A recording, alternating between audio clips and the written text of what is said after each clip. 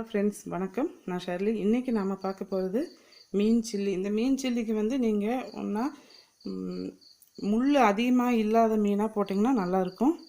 நெய் மீன், அப்புறம் அந்த பச்சாட்டை மீன் அப்படிலாம் சொல்லுவாங்க. அந்த மீன் போட்டிங்கன்னா உங்களுக்கு இந்த மாதிரி பீஸாக கட் பண்ணி எடுத்துக்கலாம். முள் அதிகம் இருக்காது. மீன் வந்து ஒரு 1/4 கிலோ அளவுக்கு எடுத்துருக்கிறேன்.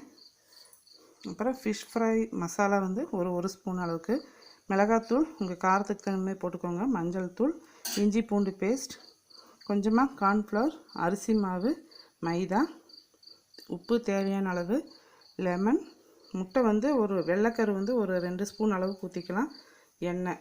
இந்த மீன் சில்லிக்கு வந்து நீங்கள் தயிர் சேர்க்க வேண்டாம். மீன் கூட தயிர் சேர்த்தோம்னா இந்த ஒயிட் பேச்சஸ் வரும். அதனால் நான் தயிர் வந்து போடல.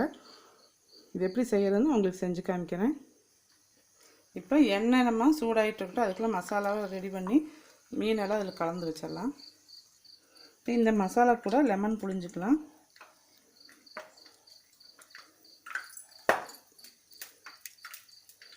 நம்ம தயிர் சேர்க்காதனால லெமன் வந்து ஒரு 1/4 மூடி அளவுக்கு புழிஞ்சுக்கோங்க.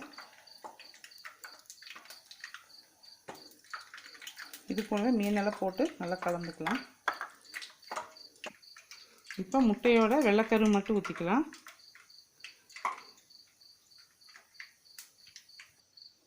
இது மாதிரி நல்லா கலந்து வச்சுக்கோங்க. ஒரு 1/2 hour வச்சுட்டு நீங்கள் பொரிக்கலாம். அப்படி இல்லைன்னா முட்டை ஊற்றினீங்கன்னா நீங்கள் உடனேவே பொரிச்சு எடுக்கலாம். நான் வந்து முட்டை ஊற்றிருக்கிறேன், உடனேவே பொரிச்சு எடுத்துக்கலாம். இப்போ எண்ணெய் சூடாயிடுச்சு, நம்ம ஒன்று ஒன்றா போட்டுக்கலாம்.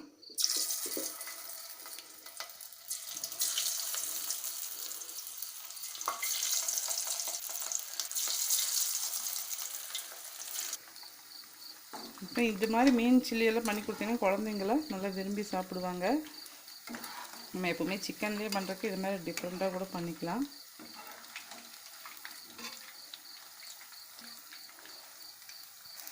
இப்போ மீன் எல்லாமே வறுத்து எடுத்தாச்சு.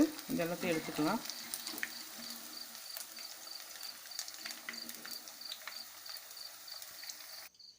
இப்போ சுவையான மீன் சில்லி ரெடி ஆயிடுச்சு. நீங்களும் இதை வீட்டில் செஞ்சு பாருங்கள்.